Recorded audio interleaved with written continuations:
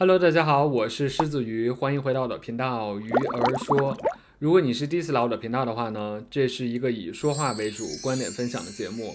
那么今天节目我们聊点什么呢？所以今天呢，我就邀请大家来跟我一起回顾一下华晨宇的成名之路，我们来聊一下华晨宇一个巨星的诞生。说到这个，他当时进入公众视野呢，我们就不得不回到2013年的夏天，也就是芒果台的著名的选秀节目之一《快乐男声》。这个也是他的一个特别重要的一个性格特点了，就是稍微有点孤僻啊，有点自闭，跟成长环境有关系。之后，也许他的这种成长的环境呢，就是反而适合就是他的一些艺术创作，就是因为你是有这种经历的，你是有那个阴暗面或者是那个负面的东西是在你心底的。那后来呢，大家也都知道了，华晨宇呢，在这个《快乐男声》呢，就是以一种特别跟别人不一样的这种方式绽放了自己的才华和唱歌的能力。然后呢，我在我看来是不意外的得到了这个《快乐男声》的冠军的头衔。夺冠之后呢，我知道的他呢是参加了这个我们之前聊过的这个真人秀的节目，就是《花儿与少年》第一季。那他另外一个事业的高峰呢，其实就是我觉得可能有些人都没有看过这个节目，但是我觉得是他这个在磨练自己能力、技能，包括这种感情的输出的一个特别好的歌唱类的节目，叫《天籁之战》。那在这么多众多的翻唱歌曲当中呢，让我觉得最印象深刻，或者让我觉得这个华晨宇真是一个，我要说一个特别大的话，可能是前无古人后无来者，或者让我觉得他已经不是歌手了，是一个艺术家的作品呢，就是下面这首歌。然后下面这个跟唱歌他的专业相关的节目呢，就要说到《我是歌手》了，也包括后面他第二次参加的这个歌手的这个节目。那在这个节目上呢，我觉得每一次我也都是特别期待花花的表演，因为他真的不只是唱歌了，他是在给你表达一种情绪或者他的一个理念，他是有故事的，他是有这种反思也好，或者他的思想、他的态度在的，所以我觉得听他的歌真的是享受，真的是一种艺术的这种熏陶。那在这些众多的歌曲当中呢，我也只挑一首。是特别能体现他为什么是花花华晨宇，而不是你之前听过的谁谁谁，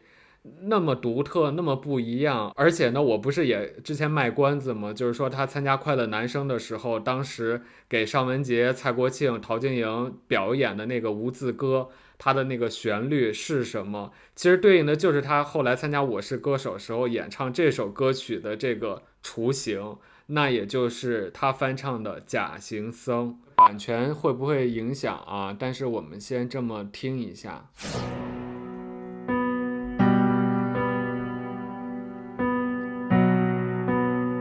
你看，你听这个旋律熟不熟悉？我再把之前的那个带子给你调出来看一下，你比对一下。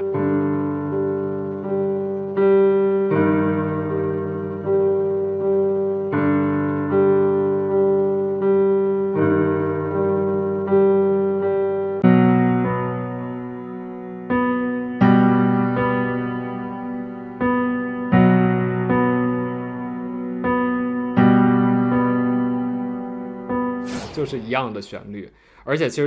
这个歌曲的结构也是类似的。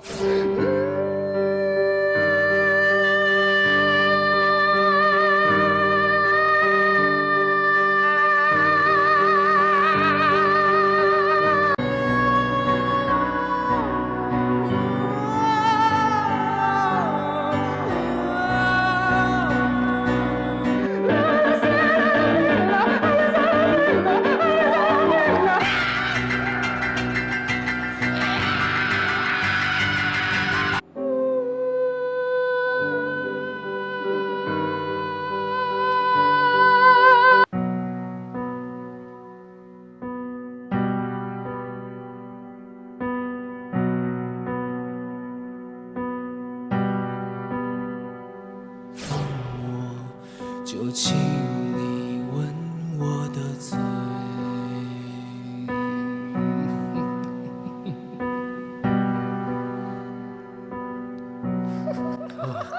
很厉害，很敢这么表现。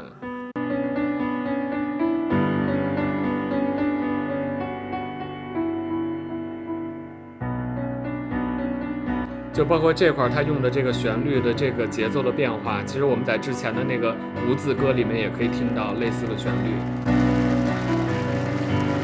而且我超喜欢他这个滤镜的这种感觉，就是展现出来了他这种内心的这种阴暗面或者是矛盾的东西。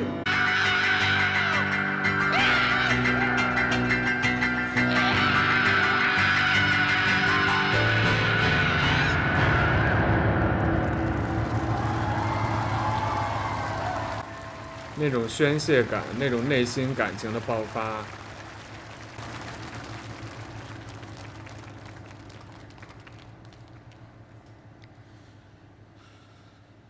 我觉得没有那种内心的感受或者是一种经历的话，是完全没法表达出来，都模仿不来的。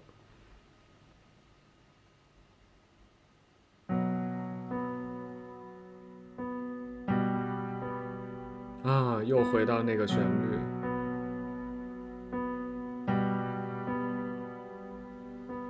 我要从南走到北，我还要从白走到黑，我要人们都看到我，但不知道我是谁。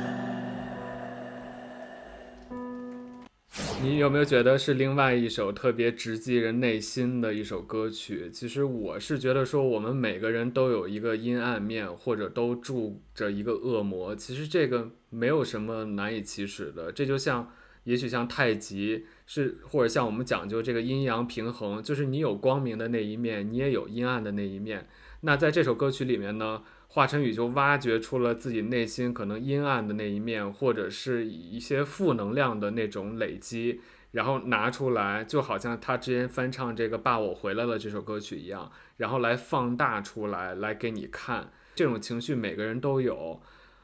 但是这一点呢，可能会涉及到我们之后要讲的那个，他参加《王牌对王牌》的时候，可能有一些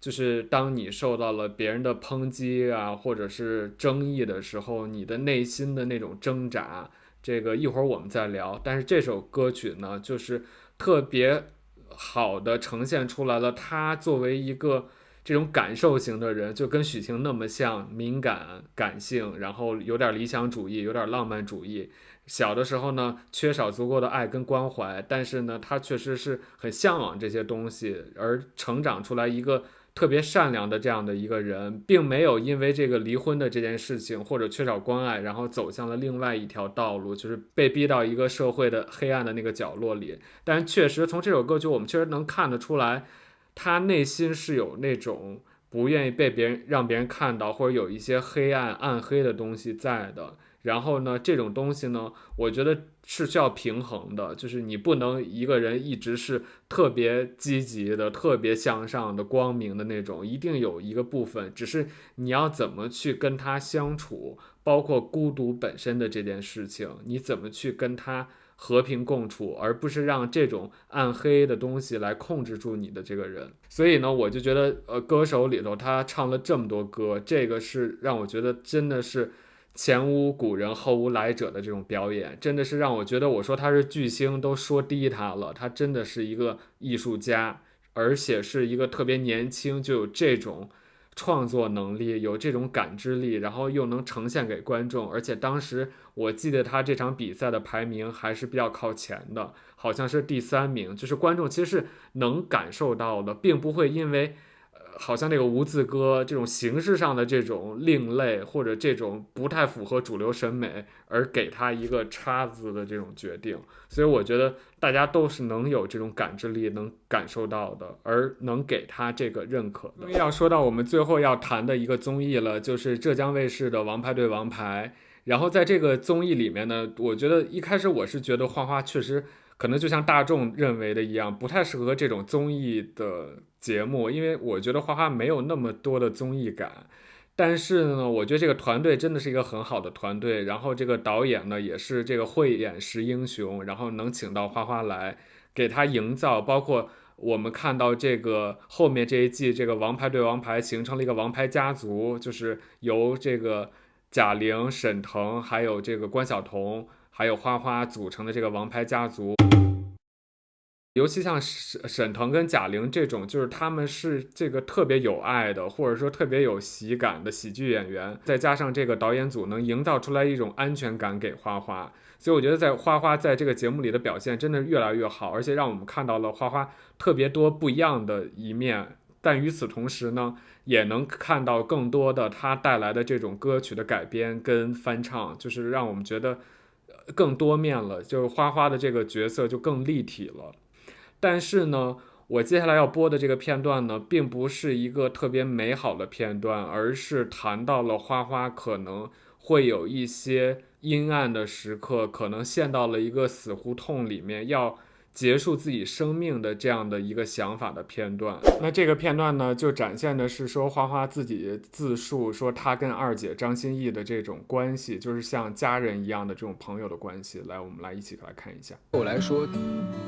更像是我的亲人，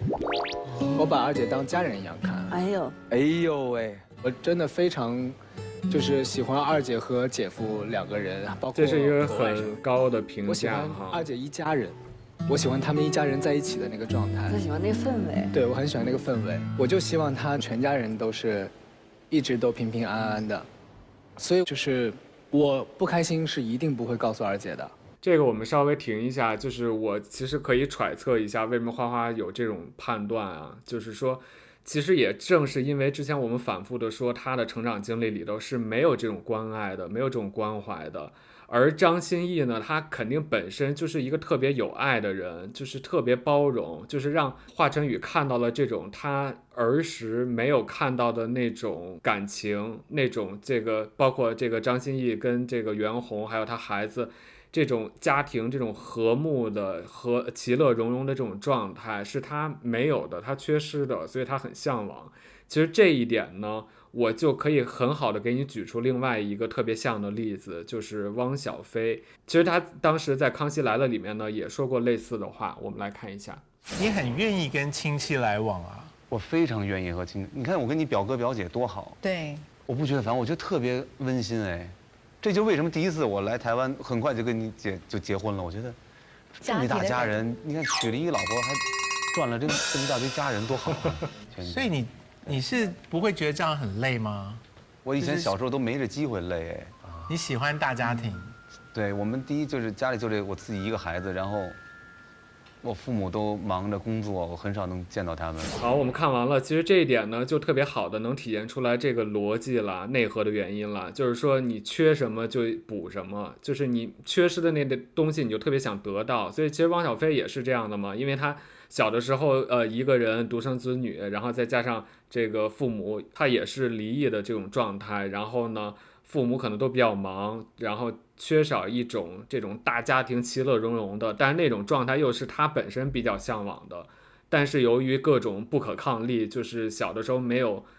满足过这种感受，所以就为什么他见到大 S 他们一家人的时候，觉得怎么那么好啊？虽然这个康永哥跟小 S 都点破了，就说那是营造的呀，就是那种氛围嘛。但是对于这种缺失这种氛围的人来讲，就是特别宝贵，是他们特别向往的。所以我觉得一样的逻辑在华晨宇这儿也成立。而且这个逻辑，我觉得都可以推广到很多恋爱关系里头。为什么我们看到的大多数的这种恋爱关系是互补型的呀？就是因为他没有对方身上的那个特质，而他希望自己有，或者他觉得自己是缺失的，他才找那个对方有的。所以你可以看到很多的这种情侣，可能就是一动一静的，然后一个人比较活泼，一个人比较内敛，就是这种互补，我觉得可能更有利于双方这个走下去，走得更长久。所以我觉得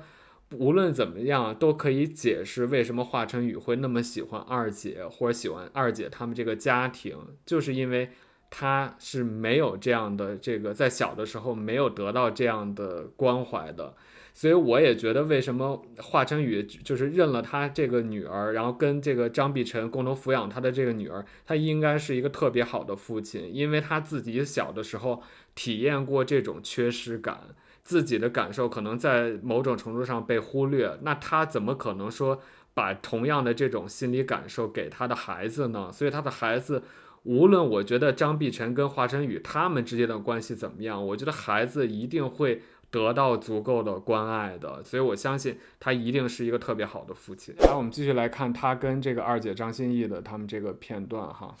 所以我每次其实心情不好的时候，我可能会打电话给二姐，但我不会说心情不好，我不开心。我说哎，二姐，你们今天在家吗？我说我能不能来你们家吃饭这样的，二姐就会哎呀来呀，说啊你想吃什么呀花，我给你姐夫怎么样给你弄啊，然后我说啊火锅行没问题，一个电话啪就开始找人去很远的地方买那个火锅回来，就是。但是其实你知道吗？其实你有时候会就打电话给我们，都异常的说阿姐，我这东西是。对对。挂了电话，能感受到老袁就会说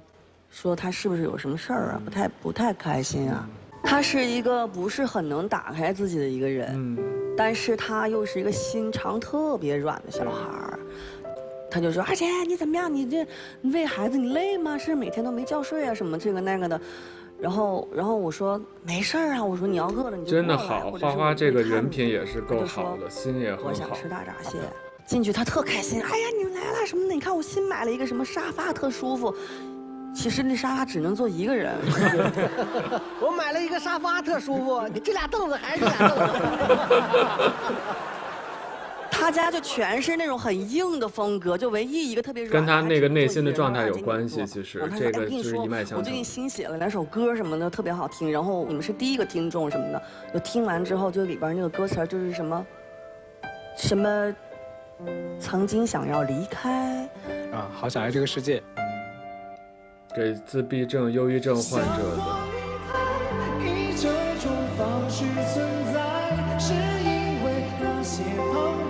这歌也是特别感动，然后他在歌手上面也翻唱过。就觉得他那个歌词儿不大对劲儿，感觉，但是他依然是那种，我跟你说，我怎么写，我当时怎么着，然后突然他就沉默了。老袁就说：“花花，你是不是最近有什么事儿不开心啊？”然后他就当时就跟我说：“他说二姐，我曾经有一天就一个人站在他们家那个。”就那个阳台上，他说我想往下跳。哇塞！当时我都吓死了，你知道吗？然后我就看着他，我说花花，你有什么事儿？你为什么不跟我们说呢？你说你怎么了？当时就觉得特别心疼这个小孩儿。然后我再看他那房子，就真的太硬了，他那房间里面。就唯一一个沙发软的，就只能坐一个人。我觉得他一个人太长时间了。我一听他那首歌，我就特别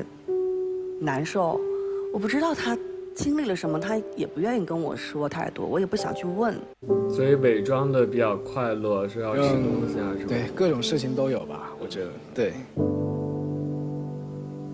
看完了还是很感动吧，或者很有感触，就是。我来试着解释一下，或者揣测一下花花为什么会有这种特别极端的，我们看来就是不希望看到的。首先呢，我觉得可能真的是由于他个人的这种就是成也萧何败也萧何的这种感觉，就是他其实是一个受过伤害的长大的这个小孩，然后他的性格里面呢又是那种感性的、敏感的，所以可能对一些事物的反应呢是超出常人的，无论是那种对美好事物的感知那种感应，还是说对于一些负评负能量的那种感应，都可能会是波动比较大的。再加上呢，可能是因为你的这个名气大了，影响力大了，然后你受到的关注多了，那肯定就是我们之前节目里反复说，肯定有人不喜欢你。因为其实这个世界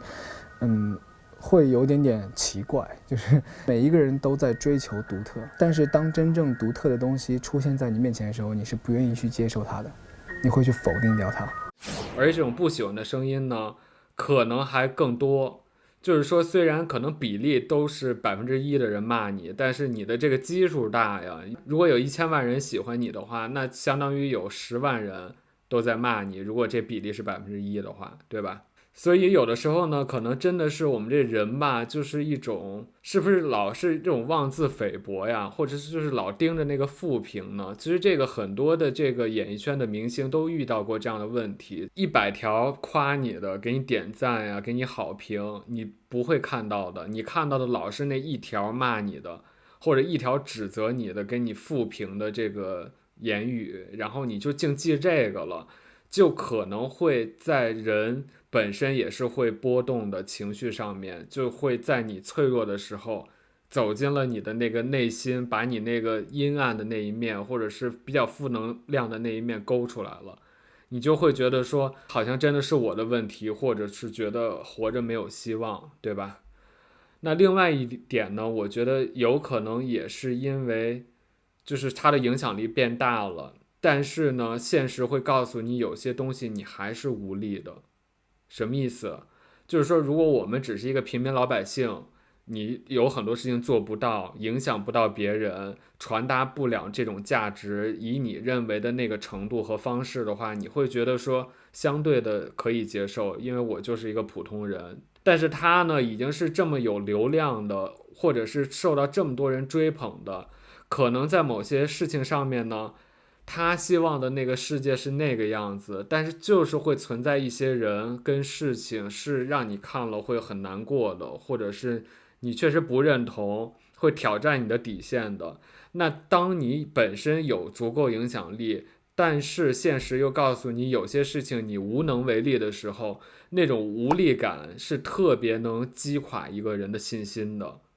所以我觉得可能很多时候我们说人抑郁呀、郁闷呀，或者是自闭呀，可能是你自己的那道防线崩塌了，倒不是说别人说了你什么，骂了你什么，怎么评价了你，那个内容不是那么重要，而是这个后坐力，当你看到你还是无能为力改变一些事情的时候的这种打击，是对一个人也许是尤其在你情绪波动到低谷的时候是有着这种摧毁性的力量的。所以我觉得可能是这些因素导致了花花在某些时候就陷入到了一个死胡同里，就觉得可能会有这种轻生的想法。这里面呢，我还有一点想说的，就是说其实上一期节目我们也聊过一个相关的话题了，就是施暴者跟受害者的这种心态的这种不一样。不只是这件事情，就是我们发生了很多事情，包括互联网上面看到的很多事情，很多人的这种无论是这个霸凌啊，还是网络暴力啊，还是这个实际肉体上的精神上的这种暴力折磨，我就发现这个人的恶呀，这个人能有多么邪恶，能有多么恶毒，好像是没有极限的。我希望大家不要当那个刽子手，去真的像我们之前也讨论说还以暴制暴呢，觉得自己是一个行侠正义的人，这个扬善惩恶，对吧？我觉得你最好撒泡尿照着镜子看看你自己，就是说你没有那么好，那你就不要当一个刽子手，当一个这个判官一样的，觉得自己干了一件特对的事情，然后以各种原因去霸凌别人，或者说去这个折磨任何人，孤立任何人。然后我们作为说的人呢，尤其是说他不好的时候，那网友的这个言论就可以很毒舌，就是很挑刺儿，很刻薄。那作为这个键盘侠呢，或者作为网友呢，他当然觉得就是说，哎，我无所谓啊，我又没有打你，我就是骂你几句，或者我还觉得是我客观的批评你，我没有带什么感情的色彩。但是呢，在受害者，在被骂的、被评价的人的心里呢，可能就是留下了一个很深的伤疤。那网友呢，会觉得说我没捅你刀子，但殊不知网友的那个评价呢，真的就像刀子一样刺向了这个艺人，或者刺向了某一个被讨论的人。而且这种伤害呢，在人情绪不好的时候呢，就会发作出来，就会主导一个人的思想，让他不能跳脱出来，让他一直沉浸在一种特别不好的情绪，无论是自我怀疑，甚至是最后到了自我毁灭的那种状态。所以我才觉得说，我们如果夸一个人呢，尤其在公共平台上面，你可以这个肆无忌惮的，其实因为是至少是一种正向的。但是如果你要是批评人家的时候，我的建议是要谨慎，要慎言，不要以一种我没捅你刀子的那种状态，就随便的肆意的去批评任何人。我们讲究说话的艺术，也应该就是先扬后抑嘛，就是你先肯定他一部分，或者哪怕你不肯定，您那个批评的话不要带太多的情绪，就是提建议的方式。我不想当那个刽子手了，真的是把这个人踏上10000只脚，让他永世不得翻身，把他的灵魂都给踩碎，都给弄得七零八落。我完全不倡导这种做法跟价值观。说到这儿呢，其实我作为一个特别欣赏也特别支持华晨宇这个歌手的一个人呢，我就其实希望他哪怕都再也没有比这个假行僧或者说爸我回来了这种特别直击人心的歌曲，而且是偏这种阴暗面的，我觉得都没有关系。因为我想要一个活着的华晨宇，我不想要一个去天堂报道了最后真的走向那一步的一个艺术家。而且另外一点呢，也是这个回到我们视频最开始说他跟张碧晨，然后还生了这个女儿，我觉得这个女儿呢，真的应该是一个天使，就是应该会把这个华晨宇很多负面的东西，那种出不来的东西给弱化掉，或者给消减掉。就是因为他现在有孩子了嘛，我觉得应该会让他更向光明，或者说更好的来调试自己，不至于走向一个我们都不愿意看到了一个特别阴暗的，最后一个特别悲剧的一个结果。所以我觉得这个孩子呢，都对华晨宇来讲是一个治愈。他为了这个孩子都会更善待自己，也善待自己可能时不时会出来这个冒个头的那个小恶魔，或者心里那个阴暗的那个东西，我觉得应该是会得到一些这个改善。然后我也其实特别期待他在有孩子以后的这些艺术作品可能会更美好一点，但其实这一点呢也不一定，因为我记得袁惟仁他之前就说过这个话，就是说他在失恋伤心欲绝的时候写下了这个梦一场梦醒了这么好的这个作品。可能真的幸福真的是创作的坟墓。你说你现在生活幸福到你写不出？应该是啊，孩子都这么大了，很难再去想一些悲伤的文字。阿姨，你看我们都幸福了，哪还能写得出那种伤感的旋律呢？但是我还是说我的这个逻辑，就说我宁愿华晨宇最后写不出来了，您就稍微碌碌无为一点，然后幸福美满一点，这也是我对他的一个期望。好了，那今天节目差不多就是这样了，那如果有缘分的话，我们就下期视频再见吧，拜拜。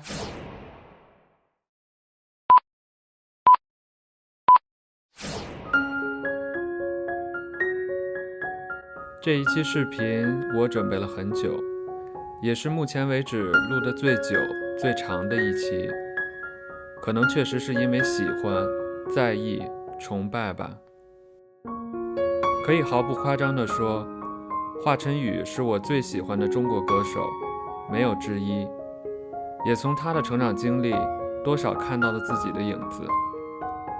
从他的歌曲表达中看到了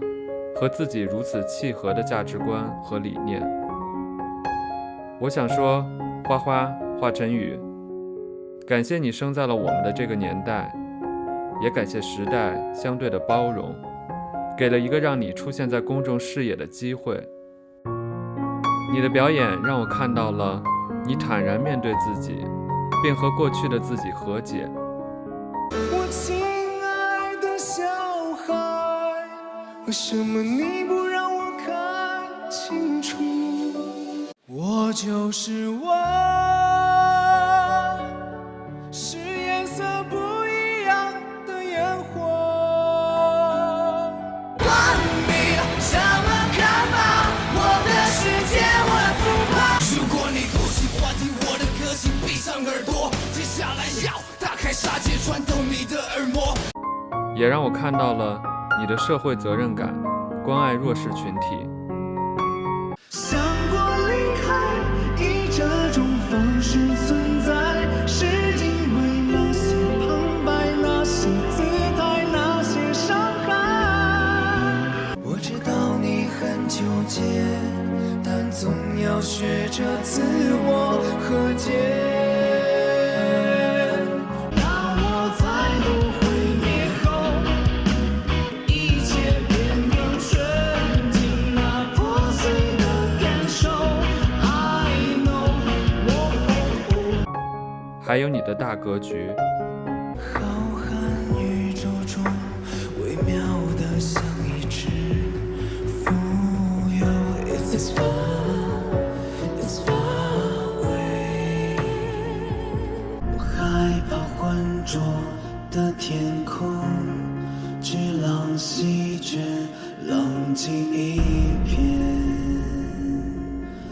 都惶恐。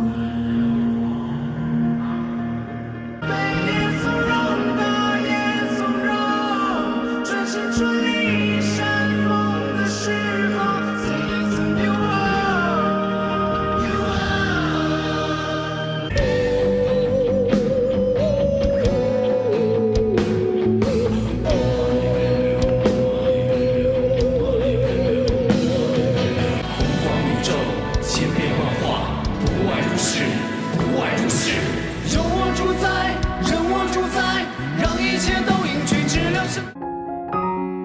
无论世界如何对你，